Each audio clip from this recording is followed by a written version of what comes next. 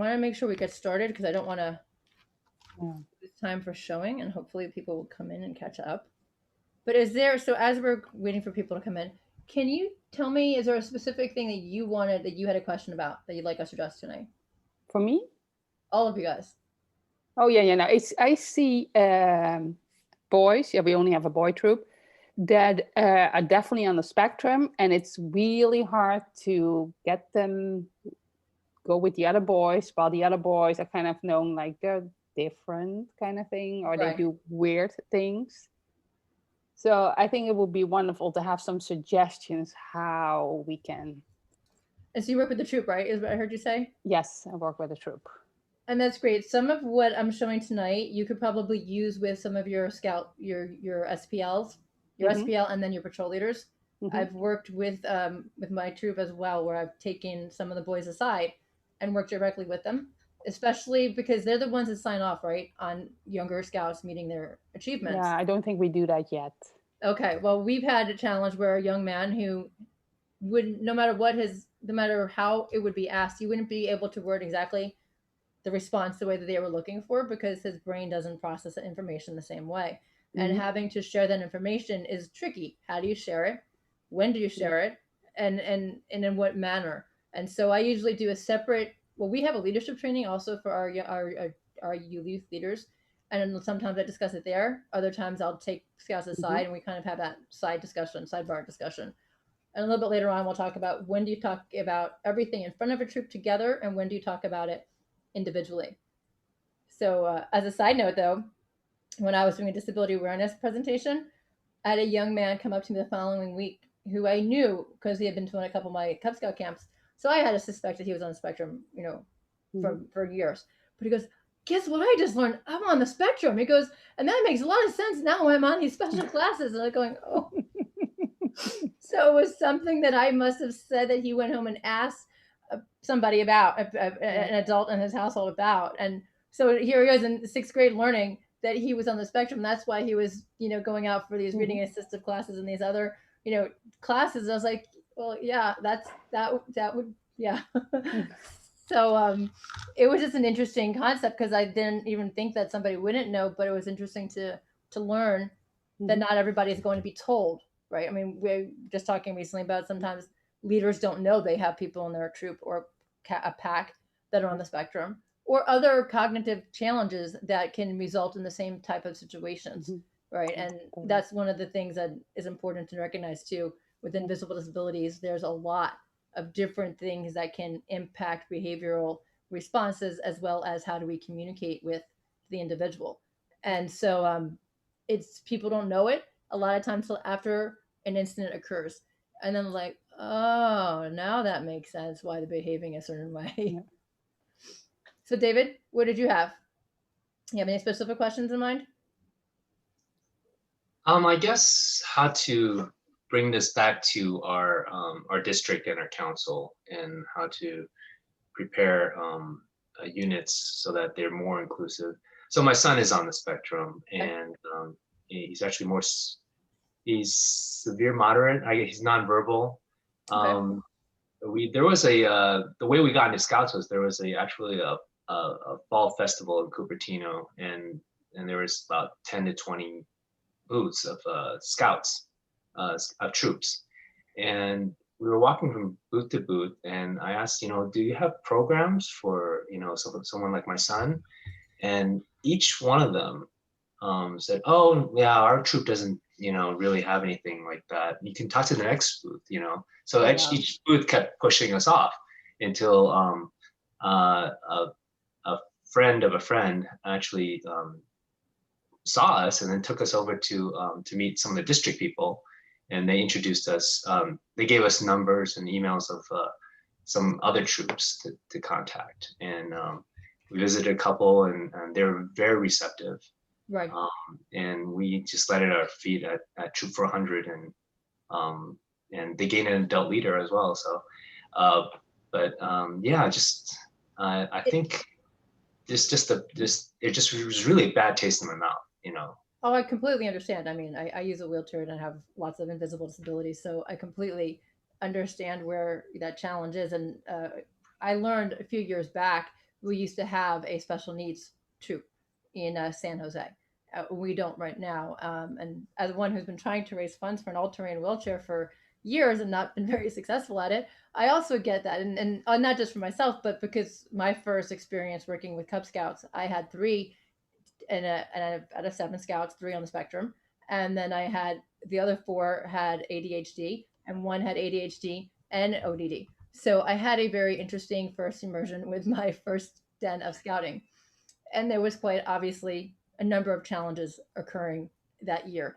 And they were first graders. So having to teach people to be bucket fillers and not bucket dippers, and to be respectful of what one can do and one can't do, was definitely a challenge, and definitely led to more than one lecture for in front of the whole troop. Not, I mean, pack not calling out anybody, but referring to, we don't use the word cheater, we don't use the word loser or any of the negative words, but we are supposed to be supportive of each other as we're doing things. And one of the incidents comes to mind was crab soccer. And this young man, he was moderate functioning, right, moderate to lower end on the functioning scale, and he couldn't do crab soccer. I mean, mobility wise, he didn't have that coordination to do it. And when he wasn't doing it, people started calling him a cheater instead of understanding that he couldn't play that way, right? So a lot of it has to do with education. And actually is one of my slides about, when do you have that conversation with the pack or the troop, and do you do it in front of the, do you do it with the scouts that are on the spectrum in the group, or do you do it without them in the group? And that becomes a personal question for the family, in my opinion, and I'll address that when we come up to that slide. But I did, since you have one scout on the spectrum, and I haven't heard from Laura, or I don't know if I'm saying this right, KB and Andrew and Mary.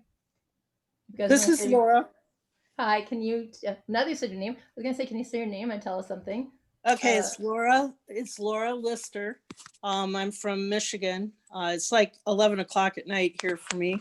But anyway, I'm here on this just for more information, more knowledge. I'm a district commissioner. Okay. I have had the opportunity as a camp director to hire some scouts who have been on various parts of the spectrum, and it was a real learning opportunity, but they did an awesome job. But I'm just, again, here for information, more knowledge. Hopefully we can provide some of that. Okay. KB, am I saying it right? I'm not sure if I'm saying your name right. Hi, yeah, it's Kabe. Kabe, thanks. I'm from San Jose. Oh, I recognize you. Oh, you do? So it's interesting. We just started a pack about a year ago. And okay. Yeah, there are like 3 boys on the spectrum in the pack, small pack, yeah. And just wanted to find out more, like how I can support them. Okay, great. One of the things you will see in my slides, I've brought together some videos from people, because normally I would do an exercise where we can feel almost like what it might be, simulation for feeling what it might be like to be sensory auditory challenge, and obviously we can't do that through Zoom. But I do have a video of somebody else who is explaining it. And then I also got a couple of different things from Teachers Pay Teachers to kind of show you different tools that they use in classrooms to kind of help us work with the younger kids. But it actually applies to troop level as well, because when we want to educate our boys or girls that are leading, they need to understand how somebody's brain may process things, maybe thinking differently, tunnel vision, right? And how to work with that so as to be amenable to helping people understand the concept at hand, right? I mean, that's both as a leader, as a cup camp person, and as a range master, I've seen the different ways of having to work with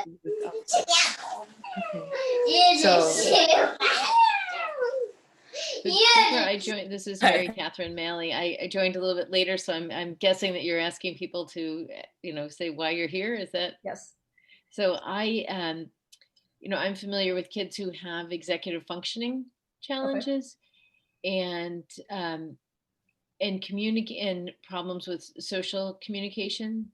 And so it's some of those things that are not necessarily obvious, but just different learning differences, expression differences, and functioning. So you might think that a child is being lazy or is not being Yes. responsive.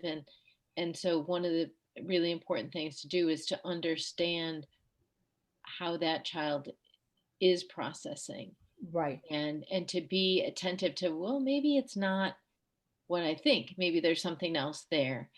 And then to be aware and supportive of that student, or not student, but Scout. Well, student Scout, right? I mean, they Yeah, are students right. too, but So, and it is important. Go I ahead. did a program this summer with another troop on merit badges, and you could just see in working on Zoom with a lot of different kids I didn't know. We were partnering with them, and even ones I did know. I learned different things about how kids react, right? Right. How they respond, and how to reach them. And if I could see that they needed a boost, give them that boost and give them Yes. that support and encouragement. So, I'm not a teacher, not a mom and a lawyer, but I learned a tremendous amount, even about my own child and how he was functioning. And so I thought this would be really good for me as I continue to learn. Well, one of the things I was mentioning to Andrew or David, I'm sorry, I'm very bad with memory of names, and my brain has my own cognitive challenges, especially the later at night. So that makes it more challenging for me right now. But with what I was mentioning too is that there are other cognitive disabilities that many times interact or intersect with the same similarities in terms of the way that you communicate with somebody who's on the spectrum. With a cognitive disability, you might communicate the similar way, the similar concept of, first of all, open-ended question, why is this person acting like this, before jumping to the conclusion that they're doing it out of malice, but there may be different reasoning behind it. And that level of open communication and open, and obviously being lawyer, open-ended communication, you're going to have a different response than an accusatory response. And example I like to refer to is, I had a young man who was in my den who I knew was on the spectrum, definitely had challenges socializing. And we were at camp out, and he ended up building something out of the bocce ball blocks. And apparently all of a sudden I'm being warned that he is attacking other kids with something sharp. Well, when it came down to the discussion, and he was visibly upset, and I brought another adult over when we went to talk to have our too deep leadership, and I had another scout was walking behind to make sure he didn't fall off of an area because he was backing away near a drop off. And right away I was like, I see you're upset. Can you tell me why?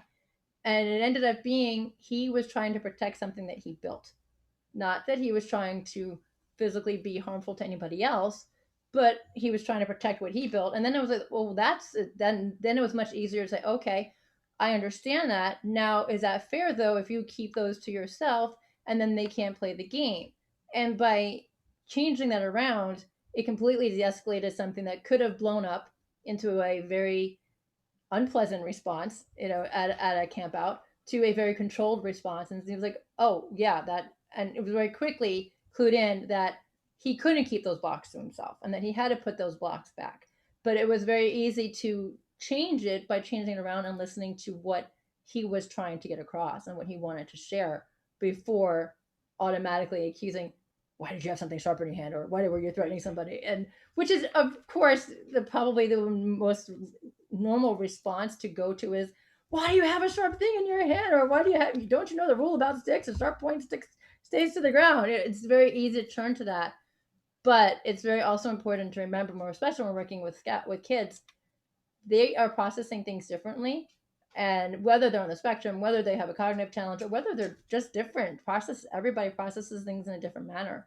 And listening to them and having that ability to hear from, my poor service dog is scratching at my door. This is normally my room.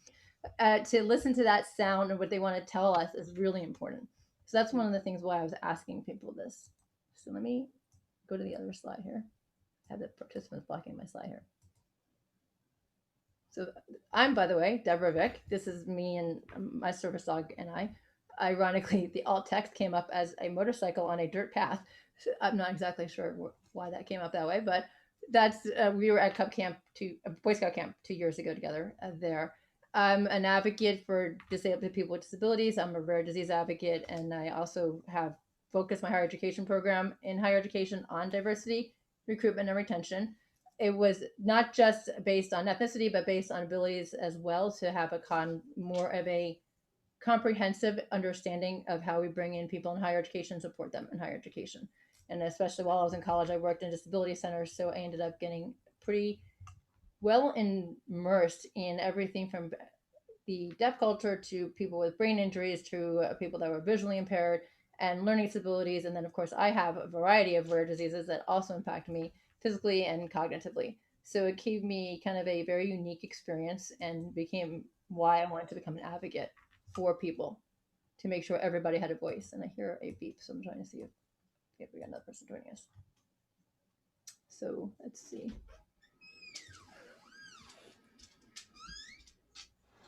So I wanted to show this, since we can't exactly do I can't wait for a coffee. Oh, hello, barista. What do you girls want? Skim soy latte? Taryn, soy can't be skim. Hot chocolate, orange juice. No, Dad, I want a coffee. Hot chocolate? Great. So I was thinking of going to Sarah's later. Could you give me a ride? Yeah, sure. Are you cool with taking your sister? Yeah. Wait, what? I have my own plan. Carly. Okay, I'll see you tonight, okay?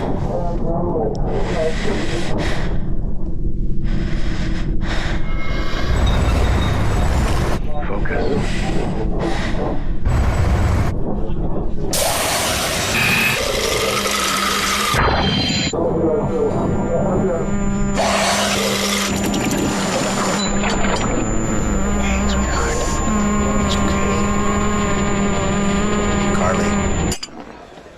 How can I help?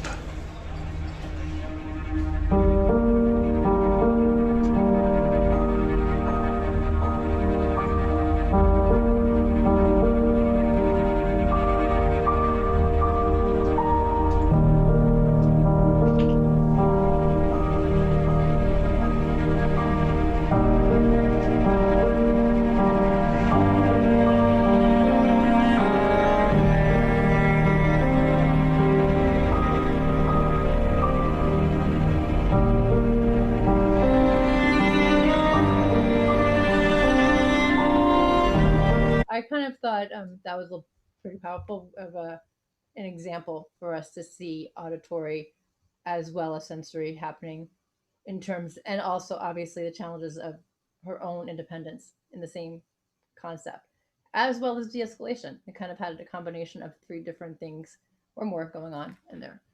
Why don't you just hear some feedback from you guys? How did you feel when you were watching that? It's really, really powerful. And you can see so how too. all those different sounds and emotions hitting, really flooding Right. a child, adult as well. But yeah, I've learned a lot recently that is what's going on. Sometimes you look at a child, and as you mentioned about your example, we're like, what is going on with this kid? But that's what's happening. Right. So often it's as an adult, we have to be aware Mhm. In terms of our reactions and constantly be responding to each different child, as well as sometimes we have other parents Yes. who are on the spectrum. We have to be thinking about where they're coming from as well. Yep. I've had a number of parents tell me, that they're on the spectrum of Asperger's, but especially around the Silicon Valley Bay Area, right? We have a lot of people in the Bay Area that are on the spectrum. We have a lot of engineers, and not all engineers. I'm not saying all engineers are on the spectrum, but we have a lot of engineers that are. And so in that case, we also have a lot of their kids have similar challenges. One of the biggest things that I've learned is being able to decrease as much of the external sounds as possible for a young person on the spectrum. One example I use when I would work on the range, and as soon as I noticed somebody was auditory, I would ask them if they had earmuffs. I started carrying, disposable earplugs for the scouts that were on the spectrum as well as giving a space between them and somebody else to give them that extra space. And also usually would have assign a helper, one of the youth scout leaders, to help with the Cub Scout, to help them with the extra need, whatever one-on-one they might need. Also learning what cues help them.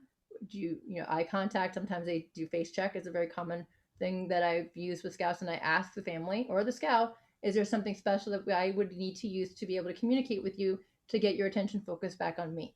You know, and face check is a common one, you know, or eyes on me would be another common one. And I would ask a lot of times, especially the older scouts, okay, can you tell me what works for you?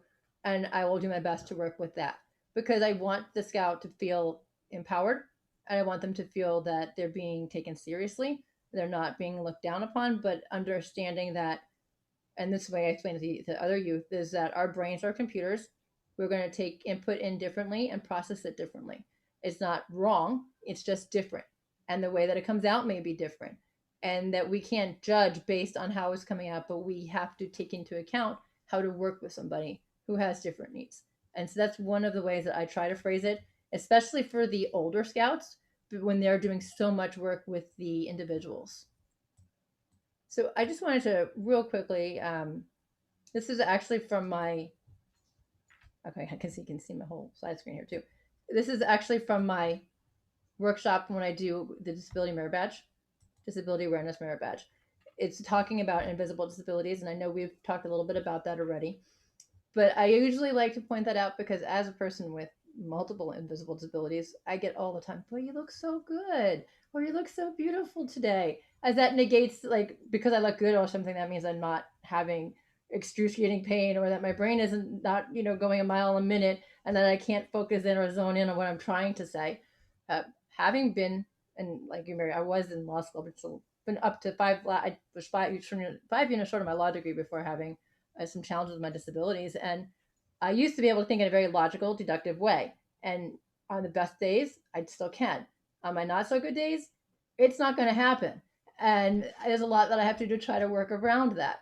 So I think it's really important that we understand people have all sorts of physiological and physical differences, and we be aware of it and be willing to understand and speak to them and ask them what works for them. The same way, and when we talk about how do you work with announcing it or talking to the patrol or the pack, it's always about working with the families and the individual to see what works best for them. I'm going to mention also invisible learning disabilities. I'm going to mention that because, as a couple of people mentioned, learning disabilities will also impact how somebody obtains information. And that can result in a behavioral response that we may not be wanting because we don't know how to interact with that particular type of challenge or disability or understanding of how he or she learns. And that's one of the important factors that unfortunately sometimes parents don't tell us, that their kids, their youth are on the spectrum or have other invisible, other cognitive challenges. And I like to say, you know, what is it we can do to help your scout be successful? Because we want to empower them to be successful. Give us those tools so that we can help them be as successful as possible. That requires a lot of communication, and sometimes parents don't want to admit it or want to discuss it. And other times, you know, they're like, oh, yeah, this is exactly what I need. So it's a lot of times it's a one-on-one conversation with the parents to figure that out. Now, I also mentioned hard of hearing. Sorry, what did somebody say? Sometimes, Deborah, I think families may not even know. Exactly. They know that there's something different, or they, you know, they adapt their life to their child, but they don't know perhaps until the child, you know, gets older, that they have some sort of limitation. What I like to tell parents, instead of saying, I think your kid's on the spectrum, or I think your kid has a behavioral challenge, I say, you know, I work a lot with scouts on the spectrum of behavioral challenge and learning disabilities, and I see some resemblance of some behaviors and some also resemblance of some response into how I work with those scouts working with your child. You know, is there something that you know about that works best with your child? Is there something that I need to know that I can help him be or she be more successful? And that opens up a lot of times dialogue. It's the same thing when you used to mediate. You're taking it on yourself. So instead of being an accusatory, you're saying, educate me. And a lot of times by being open in that sense, it's easier for parents to say, well, I kind of suspect that they might be, and I've had one parent say, I suspect, but the other parent doesn't want to doesn't want their child to be tested. So obviously I can't, intervene in that situation. The family matters, but I can create a more inclusive environment and learning for that child during the meetings, which also for the younger scouts, although I do want parents there, I also try to have the younger scouts work with another adult or youth leader so that they're not dependent on their parent either doing everything for them, because sometimes parents who have children with special needs want to do everything to help their child and sometimes over help their child, right? Instead of giving their child a little bit more leeway to make some errors and learn how to do things. So it's a delicate balance, but it's trying to find that balance of where that child gets the independence to be successful and where that child needs the extra assistance, right? It's a very delicate balance. But that's also where the positive reinforcement and positive verbiage comes in. Let me see what if my slides aren't fancy. So we'll talk about this one in 1 second. I was going to say verbiage is very important. I was working in a STEAM program, an after-school STEAM program, and I had a young man, 30 kids, first through third graders, and we were making simple circuit wiggly bots motors, and you had it off-centered, and it drew on the paper. And this young man was about to destroy his because he couldn't understand the directions. And although I had 5 other adults helping that day, because of the timing, they didn't quite understand everything themselves. So we ended up, I turned around to the young man and I said, I believe in you. I believe we can work as a team. I believe you can wait. And I happened to have a bracelet that has stamped word I believe on. And he put the bracelet on and he sat there for the next 5 minutes and waited. And, just that positive change of the verbiage helped him a great deal. And that change and that attitude where he recognized that he was part of a team and not alone mattered a great deal to him. And it ended up being almost an identical situation working with knots. I was teaching knots to 7 or 8 young scouts as well as several leaders. And I had an iPad as well that was part of it as also an educator because I had an app on there. But I had a little young boy who had just joined and he was so flustered that he couldn't get it. But when we talked about being a team together and approaching it as a team, together we would get this knot. He was okay for waiting. So sometimes it means taking that extra minute out and talk to them about how do we find that level of communication that feels empowering and supportive without being accusatory. And that's one of the things that I think anybody wants to be validated. Everybody wants to have that validation. So finding the way to do that. Now, I'm just highlighting the word empathy right now real quick before I move on to the next slide. And the reason why I'm highlighting that is I was schooled by a young adult recently. I always thought of myself as being very empathetic, and I do still think I am empathetic, but he commented that no one is truly, fully 100% empathetic because we are not in another individual's shoes. So we can try to empathize as much as possible, but we're never going to be 100% empathetic. But empathy, as much as we can, to be trying to understand what it's like for that boy or a girl and trying to accomplish something when their peers are able to do it and they're not, can help us framework that conversation or help us teach, especially in the troop level, teach the boys and the girl leaders how to help the younger scouts or the scouts with special needs succeed. And many times I say you may not socialize with them, but this is how you can help them succeed in their achievements. And this is how you can go step by step, very structured, very organized, very detailed. If you're doing knots, if you're doing the range, if you're doing something that's very structured, can help them quite a bit.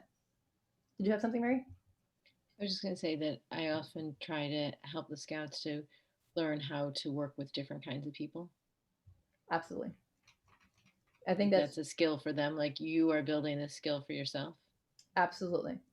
And it's also part of the EDGE method, right? I mean, we teach the EDGE method, and the youth in my troop anyway, they sign off for the Boy Scout at the Boy Scout level, not the adults, right? So they have to learn how to be able to communicate with the younger scouts when they're testing them to understand the concept someone's trying to get across if they can't get the verbiage across, right? They might not be able to get the exact verbiage, but do they understand the concept behind it? And that's one of the problems, sometimes it's challenging when I think David was saying nonverbal working as, Dave, your son was nonverbal? Nonverbal makes it even more challenging because people don't understand nonverbal. I mean, a friend of mine who's an advocate with me and we were in DC and she's nonverbal, people automatically assume she just didn't like them. instead of not realizing she wasn't verbal. And she used her phone to communicate. And of course, since my eyes are bad, I couldn't read her phone. She would type into her phone and have her phone read to me. So, we were very interesting communications there. But it was like that whole concept of the nonverbal makes it even more challenging for somebody to communicate. And of course, if you have an iPad with the apps that help you create the sentence structures, that may be a little bit easier, but not everybody has that access to technology, or that technology may only be available at schools. So in that case, working together as a troop to figure out, or pack, how to help a nonverbal scout communicate with somebody, maybe pairing them up with somebody. Sometimes you might have somebody, when we had a young man who had high functioning Downs, wasn't quite ready to do popcorn sales. So he paired up with my older son, and by the end of the day, he was off on his own doing it. But in the beginning of the day, he didn't feel comfortable approaching or talking or interacting. But by working and pairing with somebody, he had felt empowered to do it and felt that he could do it. So sometimes it takes that pairing with somebody else who can do it to give them extra, not push, but extra support. Now, I know this is a little kiddie version thing here, but this was from Teachers by Teachers, and I'm just going to move this over here. I had brought this up here because I thought this was a really nice set of facts for us to be able to share, and I'll share these slides with people. But I wanted us just to be able to see that because I thought it was pretty important for us to realize autism is actually more prevalent than people realize, and that it can impact from everything from lights and sounds and noises to the actual processing of a piece of knowledge. One of the slides I have tells you to say the word instead of the actual color that the word is, and processing that can be a challenge.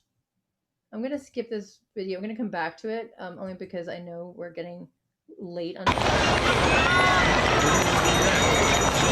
And we'll come back in a minute to that if we have some time, but I wanted to make sure we got to talk a little bit about these.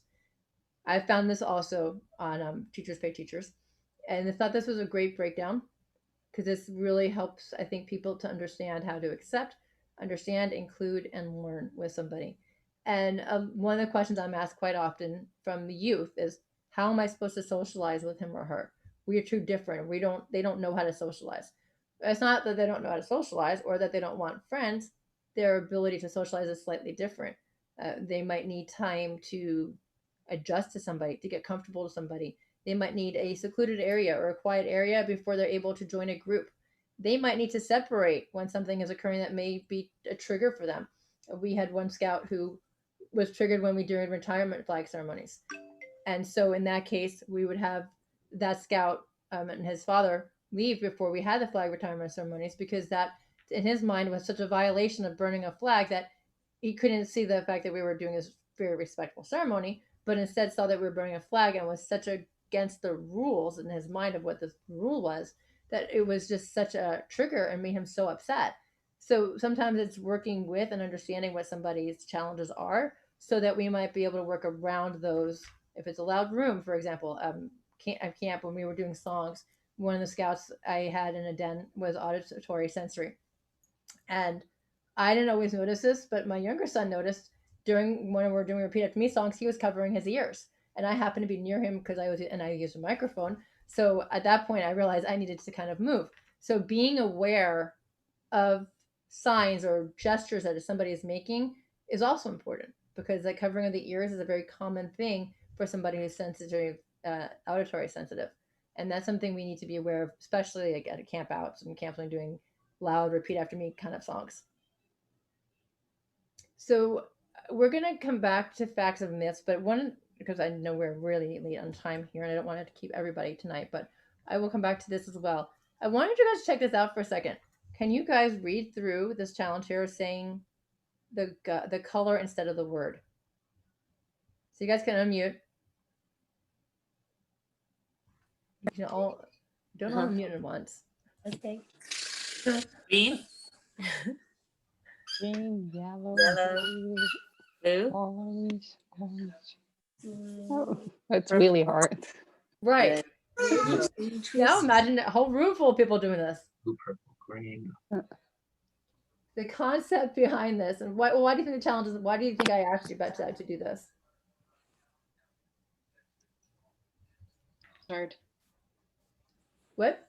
Because it's a little bit challenging. It's a little bit challenging. And one of the things that happens a lot of times with somebody who has whether a learning disability or autism is they may know what the directions are, but may not be able to do it. And can you imagine how frustrating it is to know how something is supposed to be, but not be able to do so?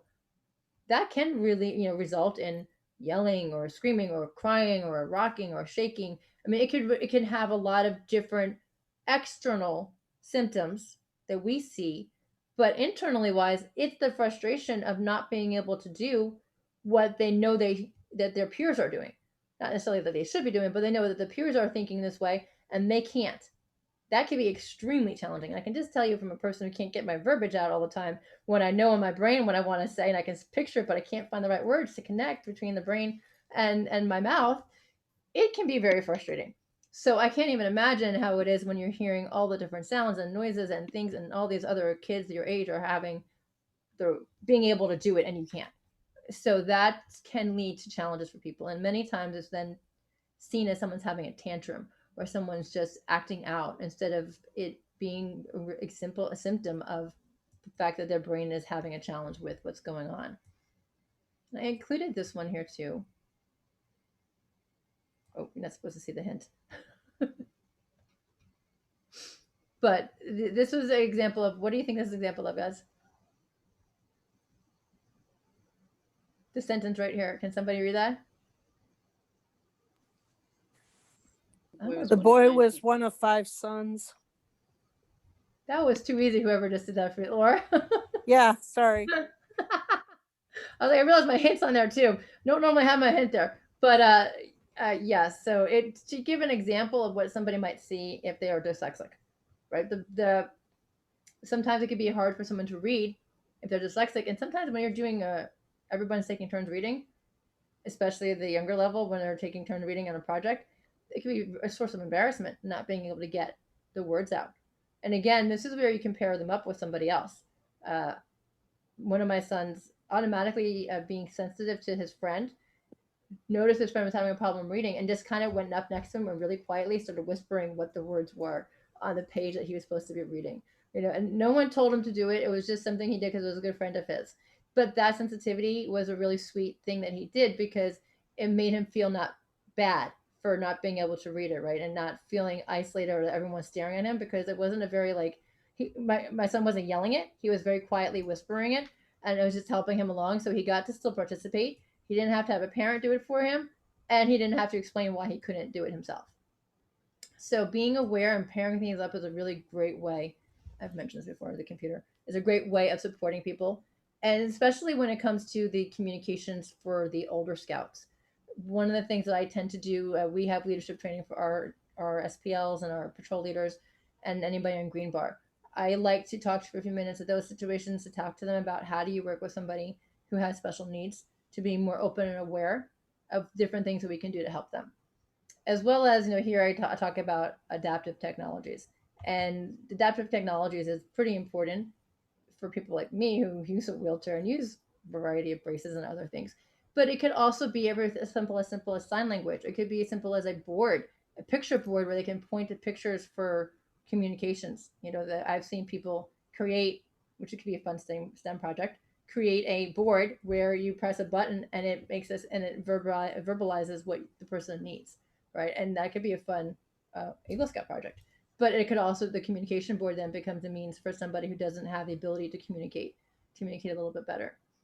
I happen to mention the robotics mainly because whenever I'm at Maker Faire, everybody thinks my leg braces are robotic and help me stand. So I'm always asked that. So it's kind of interesting where you're at to hear different responses from people. And the concept, I'm in Silicon Valley, so we do have a lot of different types of mechanical things that do help people. We do have the iPads with different devices that help people speak, but they're not that affordable. But there are phones now that you can type onto, and you can have the phone talk or anything, and apps on the phones that can also be a form of communication. Some of these things takes a minute to acclimate the pack or troop to. But to also, David, I want to mention, there is about a 200-page book of how to adapt and acclimate and accommodate a very wide range of disabilities on the Scout level and to help them meet their achievements and their ranks requirements from Cub Scouts through Eagle and beyond. So there is support for that. And this is one of the things that I find to be really important. So I kind of put this out here prior to camp outs, during a camp out, during physical challenges at a den or pack meetings or troop meetings, loud activities, singing activities, and frustrated Scouts, either socially or because they're unable to keep up with their peers. And some of these I did address on already, but I want to touch base again because the ability to communicate is going to be the most essential piece in our toolbox for helping somebody. Reality is that one, people want to feel valued, and a youth who feels so different from everybody already really wants to know that it's okay to be who they are, and it's okay if they can't do something exactly the same way, as long as we're working together to find a way that they can do it. So I think that level of communication is so important. And sometimes it's okay to let somebody know that if you need a break, we can take that break. If you need to step aside for a little bit, like at camp, we would let them go. They would have they would develop a letter, or they would have a special project. Having abilities for people to do something slightly different when they need a break from the rest of the group to collect themselves is also important. And I've actually used mindfulness and meditation as well with Scouts when to help them just kind of recenter and breathe and then get control of their breath before being able to join the group again so they can feel more calm. It happens to be my service dog also interacts very well with Scouts on the spectrum. And so when they're having a challenge, my service dog's face is like right there by them and very calming for them, but happens to be service animals are very common for kids that are autistic as well. The reason why I say prior to campouts is also really good to give an expectation of what's going to happen at the campout. Some of the rules, like the stick being on the ground, and we don't play with fire, or the knives are only to be held by people who have their totem chips, or their I can't believe I just got the word that Cub Scouts use, but that they have their cards for having the knives. And so it's important that we have those set clear expectations ahead of time. And one of the little pictures I have of a little game for kids to do is to talk about what do you do when your hands get dirty, right? Because for some, the dirt on their hands can be a huge trigger. Like they can't possibly get past the concept their hands are dirty to get to the next activity. So to have that expectation of this is what's going to happen, and this is what we can do to resolve that before we get to this situation, so that it's a little bit easier to have that conversation when someone's upset if you've already had it prior to that escalation. I mean, it's always best to de-escalate before it becomes a problem. And then once it becomes a problem, again, the more open you are and the more responsive you are, the easier it's going to be. And I think it's more natural, I guess, for me, because I am usually at people's eye levels, but it's also important to get down to the kids' eye levels when they're upset and they're talking to them, to be not above staring down, right? Especially if you're working with a younger kid, but to be on your knee, or, I mean, I'm usually in my wheelchair, but, to be at their eye level so that you have that level of communication where you're looking into each other's face and making as much eye contact as possible. And they feel that value of who they are as a person. And this is where I was asking, do you prepare them together or separately? And reality is, it depends on the Scout. I mean, when I had one Scout join my den, he was very low functioning. And I wanted to talk to the den prior to him coming. But I asked the family, do you want him there, or do you want me to talk without him there before you join? They joined our den because the mom felt I was going to be more receptive to her son. And they actually asked before he came. And so we had that conversation. We have a Scout who's coming in who's going to need your support. He's not going to be able to do the same things you're going to be able to do. And we need you to help lift him and be a bucket filler and an upstander, and work together with your den mate to help him do the best that he can do without using negative and judgmental words like cheating or, other negative words instead towards him, and to be positive in whatever he can do. Cheer him on when he accomplishes something instead of, making fun of him when he can't do something. And that conversation happened before the Scout joined our den, and everybody was amazing when he came in, and they were very helpful for him. And it was really great to see that. But that was a conversation I had with the family prior to. Another family, the Scout was very open about having Asperger's. And so he was like, yep, talk about it when I'm here. I'm okay with it. I can talk about it too. So he was open about that conversation happening while he was in the room. So it really depends on the family and the individual. And it's something I talk to them about prior to talking to the group, just so we get an idea of being on the same ballpark of what people want for that communication.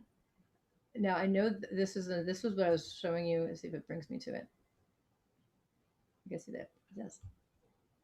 No, I have to be logged back in. Okay, I can't bring it up right now. It was a really cute image of what you see. Like if your hands are dirty, you choose what tools are you going to use to clean it. You know, if something, a couple of different objects of what to expect when going to a Boy Scout camp or camp out, and how do you adjust to those different challenges that might come your way.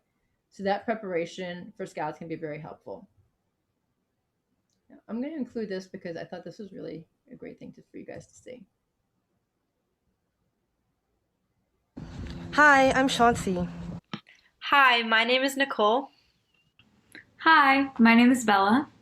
We are all part of the DEI Junior Advisory Board with the Magical Bridge Foundation. This spring, my fellow group members and I worked on some blog posts that we feel the community might find insightful about people and students with disabilities.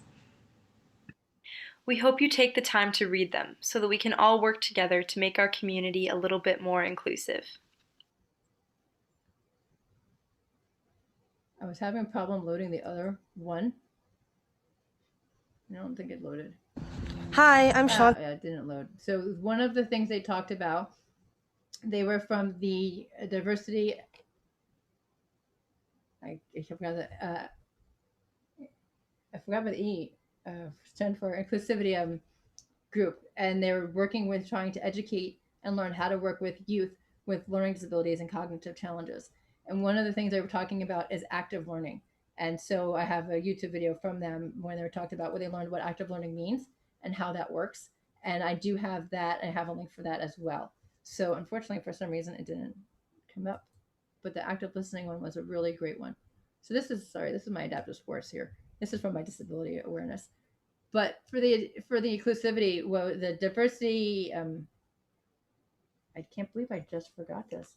Ingenuity and inclusivity, I think it was, group. They were actually being supported by the Magical Bridge Foundation in Palo Alto, and they were doing research on how to help other youth in school develop and have with cognitive disabilities. How do we educate? How do we include? How do we teach to their cognitive limitations while still giving them the respect and things that they deserve as an individual?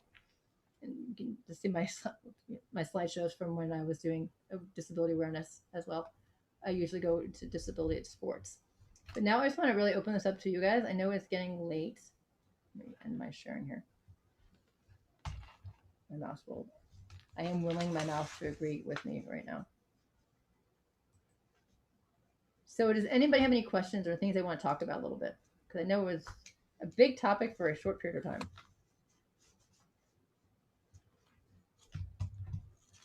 I thought it was really good, Deborah. I was wondering if anybody else had any experiences in their troops that they found, or some tips that worked for you too. You guys can all unmute. I'd love to hear conversation about this. So actually, I have this problem with what's it, wolf Cub Scouts. Okay. He tends to be a bit aggressive, like he wants to dominate and excludes other kids, from time to time. I'm not sure if this is relevant to this conversation, because I think some of it is because of his frustrations, right? Right. Yeah. It's relevant. So he would kind of like tell this other kid, you can't play with us, and he tries to kick that person. So that sounds very frustrating, obviously. Yeah. When it's violent, that's where the parents need to be involved as well. So, have a situation like that, and we've had situations like that. We've had to say to the parents and say, listen, we want your child to be as independent as possible, but when it's at the risk of somebody else, we need you to be present. Some adult has to be from your family, or adult that you have, could be a caregiver for him or her, to be present, because we can't babysit each individual, right? We're there to help people achieve to the best of their abilities, right? We're there to teach and inspire and educate and provide knowledge. And then as they're getting older, right, we're there to kind of step into the background. As you know, the Boy Scouts will say, or the BSA, you know, kind of joke around all their role plays, how we just sit in the back of the room. But you know, it's in their take over, right? It's their job at that point to become the leaders. So it's important that we make sure people are safe. And if that means a parent has to be there, then the parent has to be there to step in when that behavior is going to happen. But you can also have a reward system for the young man when he is responding to the positive behavior. You know, so focus definitely on the positiveness, right? And have one of the things we had done because my den was so challenging with everyone's different disabilities, we had a little, I know there's a terminology for it, but it, again, with my standardized brain at this time of night, I'm not going to be able to get my word verbiage the way I want to. But we used to have a little panel, a little board that we had beads hanging from it. And every time they listened, every time they put their scout sign up, every time they put their papers away, every time they used polite words, they got beads on their little totem. And that was a way of rewarding them for achievements. And it was an immediate recognition and it was an immediate response for positive behavior. And they really like that. And it's a lot harder, by the way, to do that digitally. I mean, I have a digital den that I'm working with, and there's a young man who I'm certain has some sort of cognitive challenge. I want to like, he would try so hard to do something. I was like, I just wanted to give that fist bump through the screen, you know, and that sticker or high five, and you just can't do that. And as a 5-year-old, right, who really is not can't do that. So that's definitely more of a challenge through the internet. But the positive reinforcement, like Marian, I think you were commenting before, of using that positive reinforcement is such a strong benefit. I mean, it's stronger than so many people realize. My first year as a range master, I had a young man the first day. I discovered he was auditory sensitive, and he was in circles around his mom, screaming and crying because of the sounds of the BB guns into the trailers. And I was like, well, if you have earmuffs, bring them back tomorrow. We'll have create a space for you, and we'll give you extra time. And by the last day, he took his earmuffs off and was volunteering to go first. You know, so he got an award, and apparently it was the first award he had ever gotten in his life. And they were about to leave camp early that day, and I go, wait, I'm giving him an award, and they stayed and went late to a party because it was so touching for them to get that award. So a small thing like an award and that recognition means so much. I mean, for one boy, it was getting to pet my service dog. I mean, if he was really good in the meeting, he got to pet my dog afterwards. So finding that little, whatever that little thing may be, it may be having a good boy box, and you know everybody gets to get something out of that good boy box and earn tickets for it. But giving that special job, but maybe it's a special job. Having a special job by behaving a certain way, you get to be a leader, and you get to be a leader's helper. And a lot of times that can redirect the negative into a positive. You know, just some ideas. I mean, throwing out there things that I've worked with that have helped for me. Everybody's different, but I think building off of that, Deborah, is I keep hearing and seeing that having like the directions in writing, and maybe absolutely. that's something we can even do by Zoom, where these little kids, okay, so next we're going to do this. And Yep. so they can, you know, I guess it would have to be a child who can read, but so that they know what's coming, right? So they Right. can anticipate, and knowing those clear directions might help to, one, allow them to get that positive encouragement at the end, right? Because they followed all along, they knew what was coming, and also eliminate some of the frustrations because the communication is clear.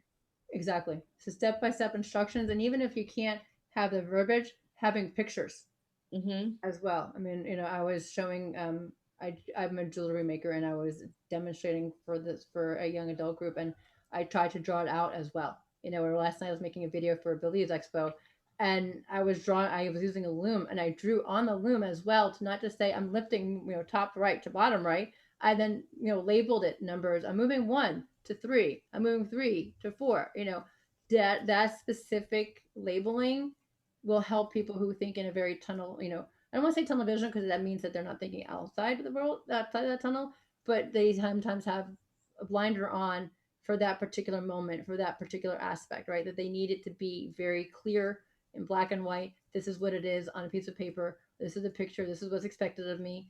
I can do this, right? And then that meeting those smaller micro goals. One of the things I like to use micro goals all the time because our being a person with disability is frequently changing. Having micro goals is very important. But having those goals that I'm sure many of you have heard as SMART goal setting of specific, measurable, attainable, reasonable, and timetable, having a specific goal that's attainable or reasonable for that particular child is very important, right? Obviously we can't expect somebody who has ADHD to be able to sit for an hour. That's not going to happen, right? I mean, 15 minutes isn't going to happen, especially in front of a computer. 15 minutes is not going to happen. 5 minutes is pushing it, right? So you need to have something that is engaging and active, and then a jump up, like let's go jump up and stand in a circle and jump back down again, or what have you. But being able to move back and forth between an active and non-active thing. For my den meetings, because we had everybody hyperactive, I constantly, it would be 5 minutes of instruction, and then there was like the crab walk, or jumping jacks, or crawling on whichever way you could across the room, or throwing a ball across the room, or a balloon, whatever it was some sort of an active moment or song or activity to break it up, because they wouldn't be able to sit there, even if it was to stand up and let the wiggles out. I mean, and didn't care what way it was, as long as they had that release was an important factor. I liked one of the panels they were talking about. The kids were learning totem chip. Yes. Or no, it was cyber chip, and so they decided to make it chocolate chip cyber chip. So they would learn one thing. So at home, they were actually making chocolate chip cookies. So they would learn an activity on the computer, add an ingredient, and then by the end, there's some videos to watch for the cyber chip, Right. And then they watched the videos while the cookies were cooking. That's cute. And then at the end, everybody was enjoying completing their cyber chip and eating their chocolate chip cookies. And this was older kids, but I could see adapting that with younger kids too. Absolutely. I've been working with Lion Den meetings, which is the first time I've been doing Lion Den meetings, and we were doing it, virtually, and we had 17 or something, that number last week on there. And I was actually surprised to see how engaged they were. The scavenger hunt to go run and get a stuffed animal, they all wanted to share. And we had a police officer who was also a scout leader come on, and they were very engaged and were asking questions, and were able to partake in these activities with them. But we had enough change up, right, or in songs and a bingo game and some other different things that we really made it interactive, and a lot of movement. Like, I mean, the meeting went by like that. It was a half an hour meeting, but it went by like, I mean, it was like, wow, the meeting's over already. So, having that activity is really important, because it's hard for anybody to still, but even harder for a kid who's been on a computer for the day, who's not normally, who already has challenges paying attention, to sit there. It's going to be even harder to expect that kind of attention and focus. Can be a very difficult challenge. As a mom of people with ADHD in my house, I get it. We've had climbing the walls a lot. Anybody else have any questions? Anything I can answer for you guys? I know we helped kept you quite. Hi, Deborah. It's David again. I just wanted to mention that there's this thing called Autism and Scouting through the autismempowerment.org. I sent them emails. They sent back a lot of material, including an individual scout plan. Right. And so we've implemented that in our troop. And what it actually is, we augmented it where so that it's just a questionnaire, and every single scout, regardless if they have they're on the spectrum or not, or have other disabilities, I like that. They all filled out this form, and basically it asks, how does your child learn? Are they visual learners? Right. What are their learning styles? What their interests and hobbies? What are their strengths? And we find out all the things about special diets, right, and other health conditions, allergies, right. And one of the major things is their comfort level camping and outdoor activities. So we find all that out in the form, and that works for everybody. So it's a very inclusive form. I like that. And and I don't know if you heard me before say there's a book, and there's also Female Scout, a Facebook group for, I want to say it's Female Scout Behind. I'm on it, but I'm trying to remember the exact name. And that's also, it's an unofficial Facebook group. It's not sponsored by the Scout BSA, but on that particular site is people from all over the country, and actually internationally as well, who have worked with kids with different types of different disabilities, and how do we accommodate them, and they talk about different ways of accommodating them. It was actually through there that I learned about that book that we have that literally defines over 200 methods and ways of working with different types of disabilities, accommodations that we can make, and adjustments to different merit badges. And everything can be accommodated for. It can be worked around, and every achievement can be met. It might be met slightly differently, but it can be met, and there are different ways of doing so.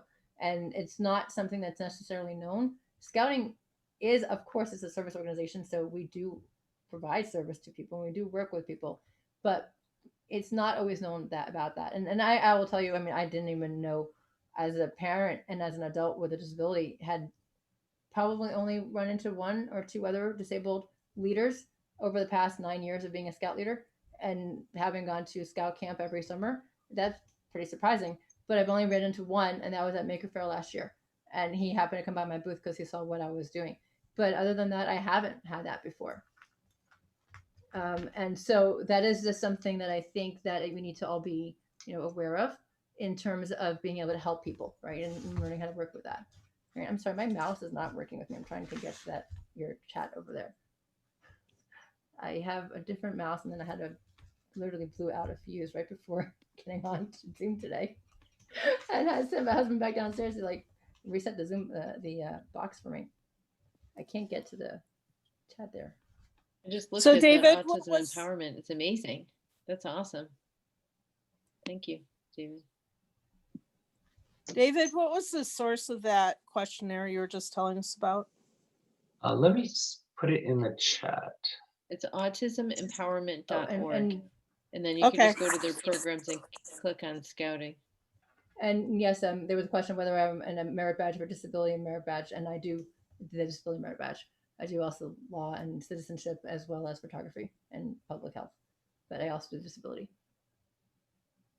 And with the disability, that's kind of where the sports comes up, because I always like to show kids the adaptations in sporting activities, and how people from blind to physical limitations can do everything from archery to skiing and dodgeball. A version of dodgeball. There's a thing called goalball, where they actually are blindfolded, and the balls have a bell in it, and they have 5 balls that they throw very fast, because it's actually a Paralympic sport. And you literally try to dodge away from a ball while throwing a ball towards the other side of the team. But it's interesting. But this again is talking about finding ways of showing people empowerment, and I think it's one of the things I love to show that to kids. Laura, you have a question?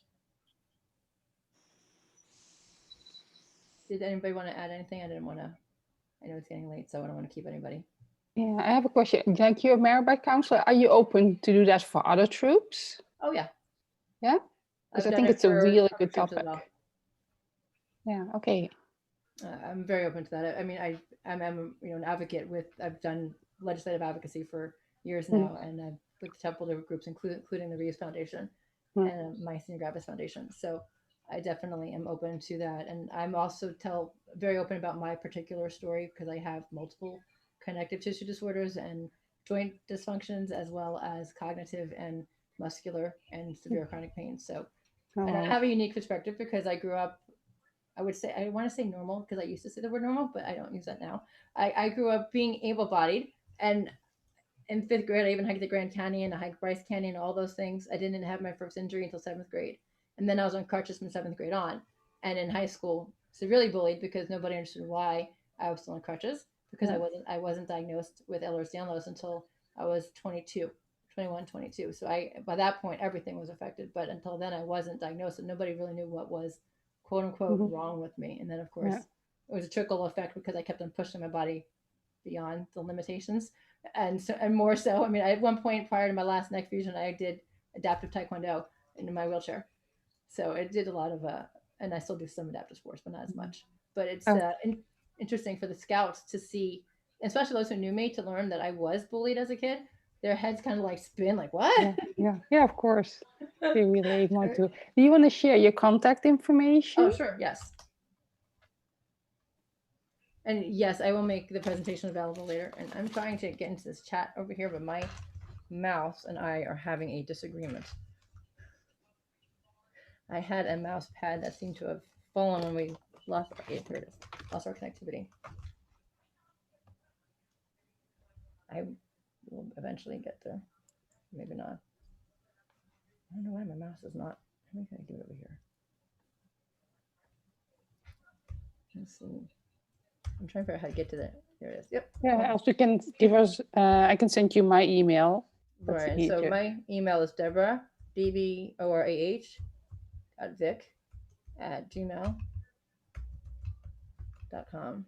And I know I sent it privately, but I can't figure out how to get my mouse to agree with me here. Of course, it's going to agree with me as soon as when you guys hang up. Yeah. But Okay, there it is. oh, there it is. Okay. There it is. So yeah, I'm happy to share this with people. I know this was recorded as well, in all my glory tonight. But it's okay. It's all good. It's actually a really important concepts, I think, for us to be as inclusive as possible, right? And it's not just for autism or learning disabilities. It also becomes for ethnic backgrounds and different religious beliefs. You know, it's all different things of being open to one another and to learning from each other. So I think that's just something that expands to all different levels of inclusivity, not just based on disabilities. But the concept of open communication is important for everybody, I think. So if anybody has any more questions, and otherwise I'll let you guys go. Thank you so much, Deborah. I do have a question. Just looking at the handbook, and they actually do have one about invisible disabilities as required 3. And it says, with your Dan, take part in an activity to help you better understand some types of these disabilities, but they don't tell you like what they are. So no, and so there's it's very wide open, and I invite people. So a couple of different things. Usually, the Abilities Expo is a great place to go to for having to learn about different types of disabilities.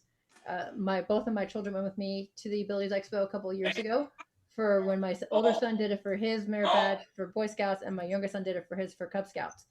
But we're doing it virtually this year. It happened to be yesterday. I was doing a web third time around, trying to create a video of how I adapt my jewelry making for my hands. I mean, because I can't hold things very well anymore. So I have I can't see because I've got a camera here, but what I normally would use for soldering, I use to actually hold parts of my jewelry for my left hand, since my hand doesn't work as well. And I've made all sorts of different methods for holding my tools to make things adaptive for myself. But the Abilities Expo is a great thing to do. And also a good thing is there's Access Dance Studio has dance lessons that they have integrative dance classes, which is really great. Thank you, Marian, because they have able-bodied and disabled dancers in their troupe, and they show both dancing together. And you'll see videos. My son actually sat with me the other day, and when he tried, in his mind, it was very cool seeing me learning to do like one-handed relay, so he really wanted to try that. So he got my spare wheelchair to do that. But it was a great experience for him to see how there was an amazing male dancer that was in a wheelchair that could just like flip out of his chair, pop up on one wheel, and literally out of all 4 wheels on one wheel. I definitely did not try successfully anyway. But it was a great way to see those different things. And then, I always give the example too with my case is that all my disorders are technically invisible. I happen to have physical aspects of it. Because of my joint subluxing, I have braces that you can see. I have a wheelchair you can see because I can't walk so much because the pain is pretty severe. But you can't see all my joint dislocations or my muscular weakness or the severe fatigue that's caused by all my different disorders. You can see or hear my slurred speech. But so I use that a lot of times too, and I show the different things with that. Adaptive sports is a great thing to see that with invisible disabilities because you can see such a wide range. In my slideshow, there's actually a gentleman who doesn't have arms, and he is a Guinness World Record holder for the longest distance bow shooting. And there's an actual YouTube video of how he shoots a bow. There's another gentleman who is in a wheelchair, and he does insanely crazy but awesomely cool BMX type biking in a special chair that was created for him to do. Adam Farthington, I think his last name is. And last year they came out with the Hot Wheels came out with a little wheelchair car type thing in his after his wheelchair. And one of my first presentations that I did for the disability merit badge, they made neckerchief slides for my sons and myself with the Hot Wheels car. wheelchair, so it's a really cool thing, which I happen to love it. But it's just a really great concept to share that with the youth. Other thing, and I know you're in San Jose.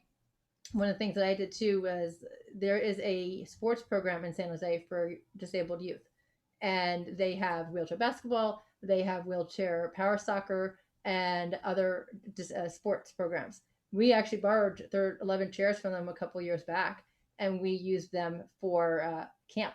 And kids got to learn how to play basketball on the chair and realize not so easy to dribble and wheel at the same time. And so we taught them different, or even just moving up the ramp. And it was kind of interesting was that people looked at me going, wow, this isn't as easy as I thought. I'm going, yeah, I know. welcome to my world now. But it was an interesting experience for them. I noticed some of Mary's related learning challenges. Yes, Parents Helping Parents is a great resource. Yes, it's actually found them through scouting because of another parent who had a child who was using Parents Helping Parents. And that's a local Parents Helping Parents, and it's full of information. And then like Attitude Magazine and its website is real. They have lots and lots of stuff, and regularly have webinars and other things that cover a wide range of challenges. Right. I mean, it's too much to go over in one like little short meeting here, but I was trying to do broad range. But yes, they're a great resource. And I found a lot of connections between them and the unofficial scouting site of Leave No Scout Behind, because there's a lot of us who have kids that are, whether, like I say, I was talking to some people before, whether you're a child on the spectrum or you're scouts on the spectrum, or they have ADHD, right, or they have oppositional defiance disorder, you have the same level and the same kind of method for communication, the open-ended communication, the empowerment conversation, right? The reward system needs to be there for them to feel validated because they know they're different. They know that they're not able to do exactly the same thing as somebody else is. I've also been doing with my younger son, I do a lot of the meditative breathing and the mindfulness breathing, and that helps him a little bit, and some of the different sound therapies as well. I've worked with him with that as well. And surprisingly, I actually had 7 scouts that were running around a campsite sit down for 5 minutes. I was able to have them do breathing and think of 5 new things they did that day, 5 new colors and 5 new sounds, and actually take in 5 breaths. And I was just, it may have gone longer, but I was so shocked that they were sitting there for 5 minutes that I was just, blown away. That I just was like, oh my gosh, this worked for 5 minutes. That I kind of ruined the moment. I mean, it may have lasted longer, but it was, one of the things that we do at the end of our service dog training was learning how to meditate with our service dogs. And so I had used a similar thing with the scouts, just because at that point they were literally running around the campsite, and one of the other scout leaders, who doesn't normally get upset, was getting frustrated. So like, whoa, we need to bring everybody down a notch, right? And this kids, because they were just a little bit too riled up at that point, maybe till sugar, I'm not sure, but they were excited, and it worked. I mean, so sometimes even something you wouldn't expect, like I would never have expected to have had all 7 kids to sit there and breathe and do 5 deep breaths and quietly rub their legs, because one of the things I've learned with ADHD or even any kind of meditation, if you have your hands go opposite directions, when you're centering your left and right brain. And so I had them rub their legs in different directions, like I would do with my dog, we used to do after training. They were quiet and they settled down, and then we were able to have a campfire and have the songs and skits. So it's interesting, the different things that you can learn. And Parents Helping Parents is a great site. The Attitude is a good thing, and anything that empowers us to help with the social well-being of our kids and the youth that we work with is valid. Awesome. Thank you. Am I missing anything, Mary? Because it sounds like you got lots of things too. I'm learning. That's why I'm here. Thank you. I learned so much. I appreciate it. Thank you. Have a great night. You too. And Chris, I didn't hear from you, so I don't know if there's anything you needed.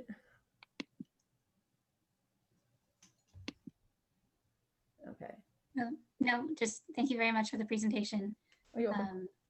Yeah, just trying to learn how to include all scouts, and especially I think one thing as I've learned more is that a lot of techniques or strategies for helping certain scouts that might need more actually can help all scouts in the den. So yeah, thank you very much. You're welcome. This was really great, Deborah. Lots of good information. Thank you. So Appreciate thank it. you so much for sharing with us. Thank you. Right. You did a Thank good you so job. much. Thank you. Um, A little nervous doing it like through Zoom because it's different. I mean, I did last year. Well, not technically. I was supposed to be last year. The year before, I did in person. So it was definitely. I didn't know how we would have the same feel or communication and so forth, right? Because it's different, obviously, through a computer. So I'm glad you guys got something out of it. Yes, doing Zoom instruction has been a real learning curve, eye-opening experience. I did 9 weeks of a Tiger Cub Den meeting for 30 to 60 Tiger Cubs in the state of Michigan during April and May. So that's impressive. It's just been a real interesting, challenging several months. Absolutely. Yeah, we're just a small, we only have, I've only been doing with Alliance. Well, I've done merit badges. I've helped with merit badges. Right. But merit badges is different because Boy Scout level is a little bit different than the Cub Scout level, right? So, and then we have a Lion Den that we're working with. So it's definitely different to see it. So thank you so much. That's awesome.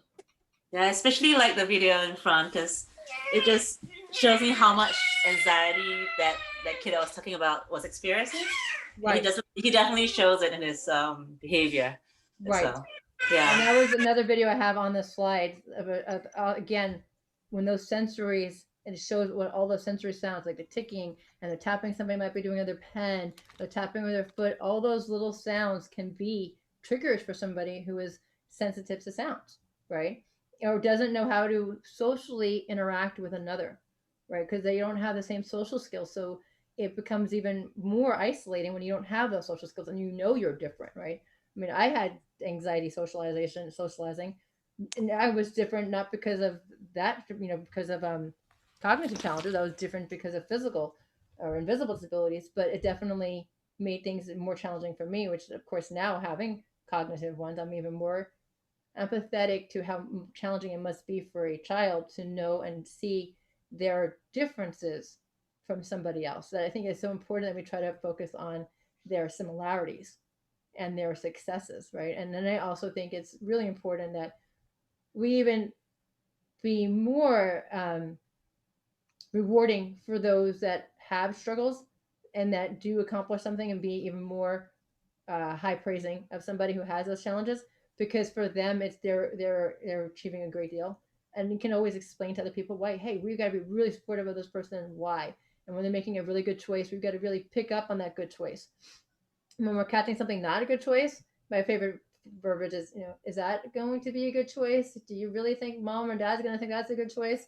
Because I'm not so sure I think that's a good choice. What do you think could be a better decision?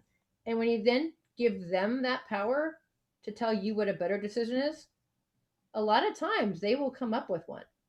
Not all the time, but a lot of times, right? And it also is a matter of catching the situation before it becomes to the point where you can't communicate with the person, right? Because when some an individual gets so upset, there's a level where you get past that point where they can communicate and they need to settle down before they can talk, right? So trying to de-escalate before it gets to that point is such a important factor as well. Because once we get to that point, and that's even with anybody, right? I mean, once we get really angry, people have a hard time listening to anybody else when they're angry. So if you can help them de-escalate before that point, that's going to be your golden ticket there. Hi, Deborah. Do you happen to have is there any social media groups that you can point us to for scouting and disabilities? I can. I'm just so it's Leave No Scout Behind, I believe is what it is. It's not an official BSA one. Or perhaps, are you going to send a follow-up email? I will, right. Okay. And I will talk about it because I wanted to make sure I get the right one for everybody. But I had gained a lot of knowledge from that when I first started in scouting and wanting to learn more about working with people with disabilities, especially, not just because one, I wasn't seeing people with disabilities in scouting. And I wanted to know why we're not seeing people with disabilities in scouting, right? What do we need to do to make it more inclusive? I mean, I know there are programs, but what do we need to make it even more welcoming? And part of it is providing equipment, obviously from my perspective, right? Part of it's providing supportive agreement groups. Like, you should not have had that experience of going from table to table and not finding somebody willing to take you. They should have said, come join us, we'll figure it out. Because there's this big, huge manual that came out a few years ago of all different ways to accommodate for all different types of disabilities, a wide range of disabilities, and pretty much every merit badge of how to make it work for people. And so you should have been accepted with wide open arms, not being made to go from table to table. And I feel for you for that. And I'm sorry that you had that experience. I'm sure that wasn't a wonderful experience. And, that's not what scouting is about. I mean, I can tell you, for the most part, I have been treated very well, very open-handed, open arms. And it's like, in fact, people always kind of joke with me that I don't want to ask for help because I know if I do, it's going to automatically give it. No one's going to say no to me as a scout leader. They're not going to say no to help. And yet, people are always very willing and be there to help. My troop and pack have been incredibly supportive of me, and whenever I try to do anything that, I hate to ask for help because I know that, they'll all do it for me. And I give an example of, we were at a campsite that was supposedly an accessible site. Whoever termed like this was accessible, it was not accessible. I had triathletes pushing and struggling to get my wheelchair around. I literally had to get out of my chair a couple of times. I'm like, not accessible, right? And like, would you have done it again? I'm like, no, I wouldn't have, because you guys would never tell me no. I mean, I'm glad I went. I got the pictures, which was great. As a photographer, I was really happy for it. But no, I wouldn't have asked you guys to do that because none of you would tell me no for that. So, it's important that, and one of the things I'm learning is to accept that help and to be more open to accepting that help. I'm still a work in progress on that. But I think in the community as a whole, scouting is a very helpful society, community, right? Because we are here to be better citizens and learn how to be better human beings and to give back, right? So the more we can empower our youth to be understanding of one another and supportive of one another, the more we're empowering them to be good citizens and to give back to our communities in a much more positive manner, so that people don't have to have experiences that you had or that I've had, but instead have a more positive outlook on their interactions so that they can pass that on to people. And if that's something we can empower our youth with, the better our next generation is going to be, right? I always take the time to educate kids because kids want to learn and they don't necessarily have these mental blocks like, oh, they're different, so they can't do it. They just, okay, well, how do they do it then? So I think that's, Yeah, so I like to see if there's any social media groups, and it'd be nice to see it because it's a very niche community, right? You're in scouting and you also have special needs, so right. Special need kids. Yes, so. it is a very small niche, but and that's why it's not an official scout group, but I will send that out because I do think it's important that people know groups that they can reach out to. And in fact, it was really great was there's a couple of people from all around the world on this particular site, and some of them are from the US hosting chapters for military families in other countries. And it was interesting to hear some of the different challenges that they were having and how they were adapting. And then there's other, England has obviously England has scouting, but it has one of the gentlemen there was from England was talking about how they adapt and accommodate for people for different abilities as well. So it was really great to start to learn to see that. And I encountered some people who had children with scouts that had physical disabilities and cognitive, and how they worked with them in camps and got them around and things like that as well. So it was really unique to see some of the different methods. So I'll definitely share that information, and I'll share this PowerPoint with you guys too, because there's another video that's really powerful. Like you watch and you can really feel the sensory challenges this person is having, and it was very well done. The same group, but it was really well done. So I'll share that with everybody. Yeah, thank you so much, Deborah. Thank you. Thanks. Thank you for having on tonight. And Laura, did you have any? Yep, I'm good. Thank you again. It really has been good. So it's been fun experiencing your guys' University of Scouting and getting other information. So do you have any feedback, any suggestions? I always like to hear more information from people. So no, actually just your passion is great, and you're living it, unfortunately, but you're able to relate your experiences to us to help us understand more.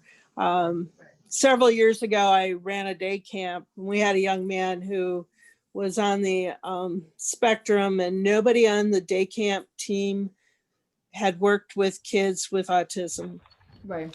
And at that point in time, my son, I have 4 boys, they're all Eagle Scouts and grown adults. I'm now at Tiger Cub Den leader for my grandson, but my one son was working at a YMCA camp with kids who were autistic, and he was able to give me some insights about the windows of opportunity. You know, you only have a very short period of time to get to them, but I was able to take what he taught me back to teach some of the others. And I had a homemade bocce ball game, and that young man played that game with his adult partner for an hour, which was great. You know, I didn't care that he wasn't doing everything else. He was so in tune to playing that bocce ball game and was having fun. So that's one of the things, right? Is we would have at camp, we used to have like an envelope where the child would have something to take to a job, right? They would, if they would needed a break, you gave them a job to do, right? I guess it was 2 years ago, because we didn't have it last summer.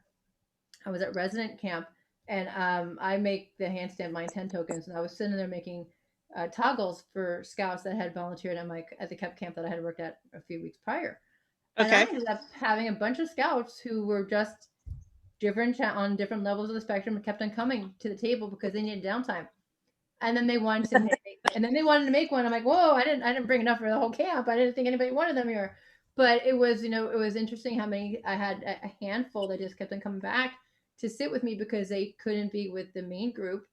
And, they weren't quite yet coming. This was resident camp, right? So it's kind of like that bridge between Cub Scouts and Boy Scouts. And they weren't quite comfortable with the whole patrol method yet, or the whole larger group thing. So they kept on coming back and having that downtime, which was fine, because we understood it. As long as people knew where they were and they had their buddy system, it was something that we worked with. But yeah, it's that flexibility and understanding that it's okay to be different, right? It's okay not to do exactly what everybody else is doing. They can catch up, or they can do something different and not have that particular thing marked off as a requirement. That's okay. We have to, as leaders, teach the flexibility, so that the scouts feel accepted, right? Because that was one of the things when I realized of having to teach the older scouts when I became a Boy Scout assistant scoutmaster, and realized that we don't get to sign the kids' books, right? The scouts do, or older scouts sign it. And I had a young man who wasn't advancing because he couldn't answer questions the way that was specifically asked in the book. But it wasn't because he didn't know the answer. He totally knew the answer, but he couldn't formulate it the way that the person asking it wanted it. And having to take that other person's side and explain, he's not going to process it the same way. I can't go into detail about what I know or don't know about this young man. I can tell you he's not going to be able to answer it the way you're asking, no matter what. So you need to stop and rethink your question and think about what is the spirit behind that question, and does he understand that, right? And so and then it became a teachable moment, right, for that particular youth. Oh yeah. So I think now when I started working at Cub Scout camps, I ended up starting to do education awareness for the youth leaders as well, so that they understood what to look for, right? Somebody who was not making eye contact, somebody not being able to sit still, or somebody needing to sit in a particular spot, somebody getting upset about somebody sitting in a particular spot, right? All those little nuances that might be a trigger, why they might be a trigger. And then if you see that, go sit with that scout and help them out and redirect them and catch it before it becomes a situation. Always, catching it before, like I said, that window is really small. So being aware of and observant to be able to catch it before it becomes a situation is so vital.